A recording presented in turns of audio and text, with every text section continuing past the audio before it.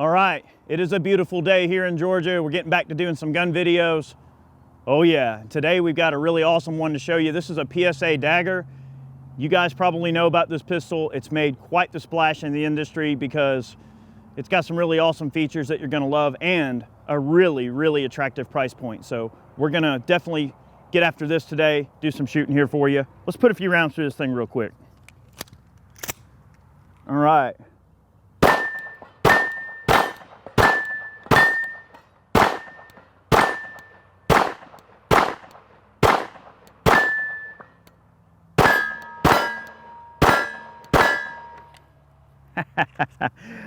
Ooh, doggies. All right.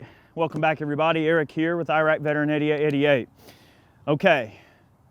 Everybody's been asking for a video on the PSA Dagger, wanting to know what I think about these things. They are fantastic guns. It is more or less kind of a direct descendant of the Generation 3 Glock 19 pistol, if you catch my drift. In fact, many of the Dagger parts are directly compatible with the Glock 19. But it comes in at a few $100s less than a Glock, which is kind of nice. So you do get a lot of value in a pistol like this. And it's really easy for people to kind of labor under the assumption that, well, you know, if it doesn't cost a lot of money, how good could it possibly be and everything like that. But I think you'll find that when you start looking at the features that they provide on these pistols for the money, they're pretty hard to beat. Before we get started today, I would like to thank our friends at Griffin Armament for supporting our videos. If you're looking for a suppressor, they are the go-to group of people to take care of your needs. Veteran owned and operated. They've got an awesome Instagram page. Make sure you follow them on social media. They're putting out great content. They're big supporters of the Second Amendment community. And if you're looking for anything in the suppressor world, they're definitely your go-to people. Tell them we sent you. And right out the gate, I will just kind of talk about what we've got on the end of this Dagger here. So this is a threaded barrel that's threaded 1/2x28, and we've got Griffin Armament's Camlock system on here with their Camlock adapter, and we've got their Camlock carry comp on here. All right. Now you can obviously put a suppressor on here and everything like that as well, but we thought we'd run the comp and run it a little bit loud just for fun.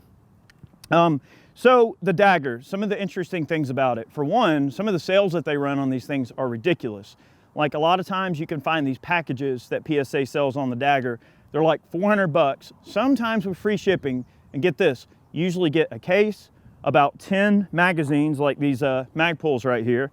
So 10 15 shot mags, an RMR cut, high sights, and it depends on the configuration you get as to whether or not they're night sights or whether they're day sights, but usually you get the high sights, the RMR cut, the 1/2x28 threaded barrel, you got a rail system, and all the compatibility with Gen 3 Glock 19 parts. What's not to like about that? And coming in at a price point that is just absolutely ridiculous. So what could possibly go wrong with a rig like this? Well, we've been doing some shooting with this setup, and I've ran actually more than one Dagger. I've ran quite a few Daggers over the years. A few of my friends brought some down, and I can't believe it's taken us this long to finally get around to doing a video on one, but I'm glad that we did. And you know, I try to have an open mind when it comes to different guns and everything like that, and try not to go, well, I like a certain thing, and I'm just gonna stick with that. I try to be open-minded about everything that's out there. We did run 2 different suppressors on this particular gun, and we were getting kind of some erratic accuracy that wasn't really making me too happy. That was only one thing that we noticed there.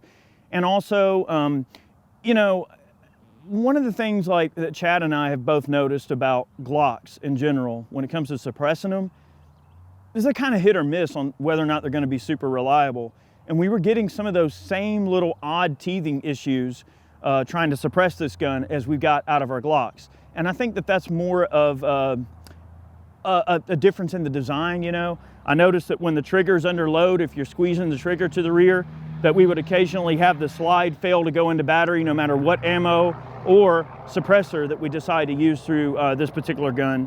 So we opted to put the carry comp on there, both the Griffin can and we ran an OSS can on it.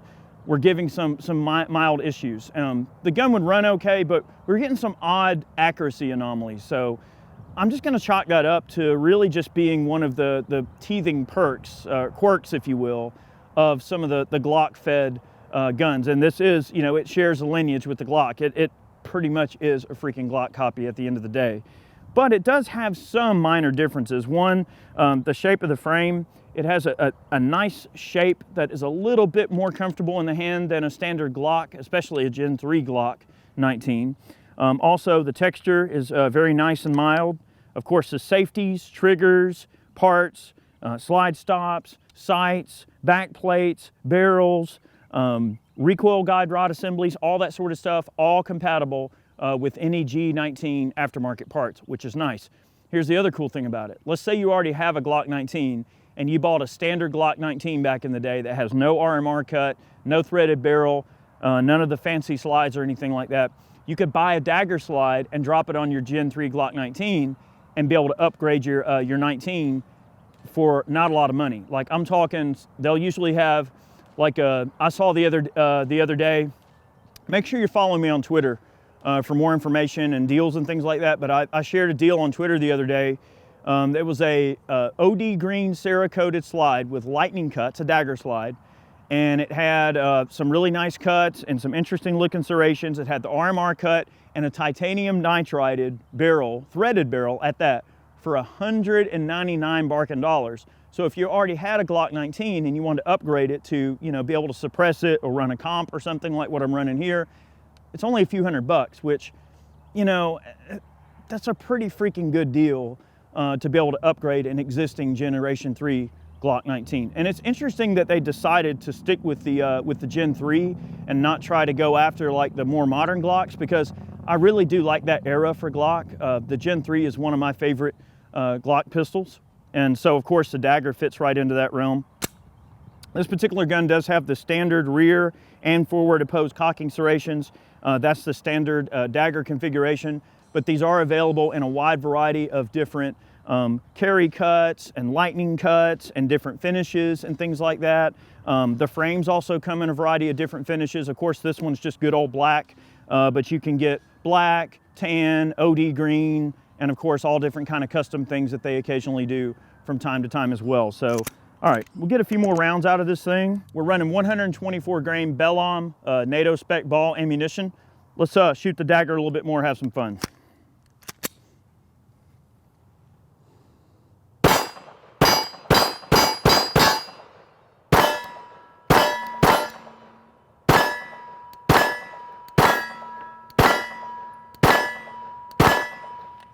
Not bad.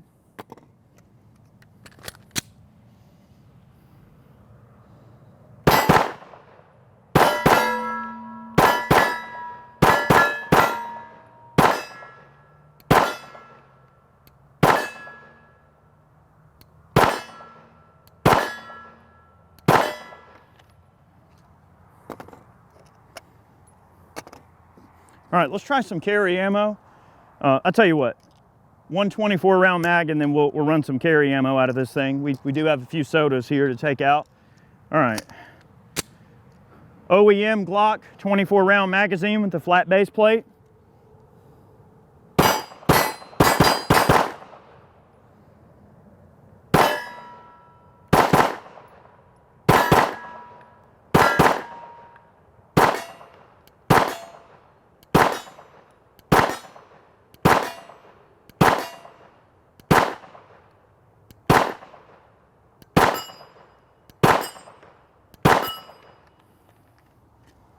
All right, a $400 package. I mean, there's a lot of value loaded in this pistol for sure.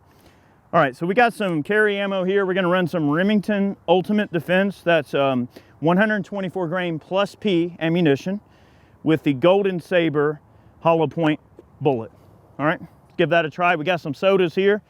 We should be able to make short work of these, no problem. And for what it's worth, this is the P-mag that we're going to test the carry ammo out in. That way we kind of know that this is the mags that they ship with, or the Magpul P-mags. So we want to make sure that we can run the hollow points out of this without issue. Of course, I see no potential problems. And we got some evil diabetes that we got to take out.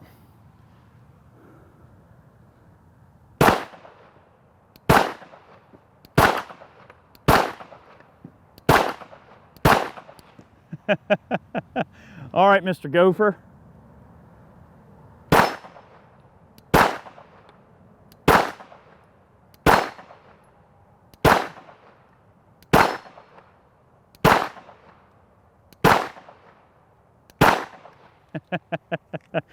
Not bad, not bad. All right, a couple more mags here. Kind of running out of targets here. We done cleared the whole range out. Everybody's getting out of here. They ain't having no part of this, are they?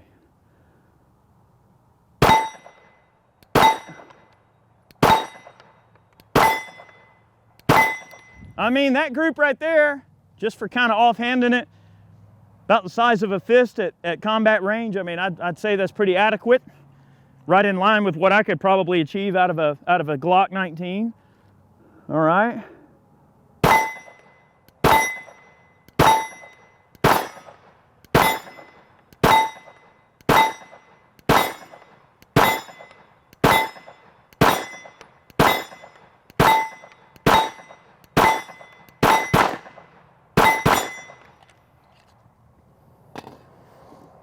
Not bad for just rapid fire.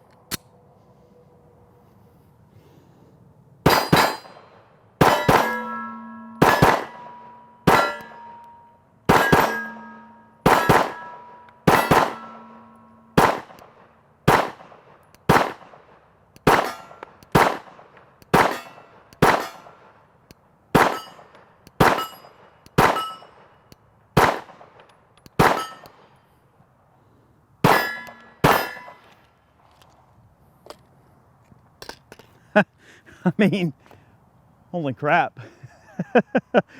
She's getting a little warm. I think it's quite a few rounds, you know, and of course it's worth noting 0 malfunctions, no problems. The type of reliability we've come to expect out of a Glock. And it's worth noting that, you know, early on when these pistols first came out, some people were reporting some issues of the trigger not resetting and some of the trigger pins walking out. Is what I read, that some people were having issues with the pins walking out. No issues here so far. And it seems that PSA has done a pretty good job of you know, addressing any potential issues that might come about. And I have to say, you know, I think it's admirable what those guys are doing in terms of making a good gun affordable. You don't have to spend a lot of money to arm yourself. And Chad and I were just, you know, talking earlier about how, you know, the barrier for self-defense has gotten so much more achievable for a wider variety of different Americans out there that can protect themselves, okay? And it's just neat to think that you don't have to spend a boatload of money to get a very decent gun that is very capable and that can protect you and defend yourself with, and it's reliable and accurate and consistent and does everything it needs to do. And what's crazy about it is you actually do get all the bells and whistles for a lot less money. So certainly something worth looking into. If you haven't checked out the PSA Dagger, maybe consider getting one. You know, there might be a range near you where you can rent one and try out if you want. I know that with PSA, you're not really going to see as many of these in like a retail location because PSA is pretty much direct to consumer. Like they're going to ship it to your FFL if you buy through their website or something like that. But if you have your chance, you know, to get your hands on one of these and play around with one, I would definitely recommend checking one out, especially if you're on a budget and you're wanting to keep the price reasonable. The Dagger might be worth looking at. So there you are, PSA Dagger. Hope you enjoyed today's video. Many more on the way. Make sure you are following us on Twitter at IRACveteran8888. You'll find me on there. We post all kind of cool deals. We post links. We post cool memes. You know, I write on Substack. I share Substack articles. So for all kind of cool commentary and lots of cool behind the scenes stuff, I always post lifting videos and photos and behind the scenes stuff. So if you want to follow me on Twitter, check me out on Twitter. That's where I'm the most active, and that's where you can interact with me on a regular basis. So big thanks to everybody who supports our videos. Thank you for watching. Many more videos on the way. We'll see you soon.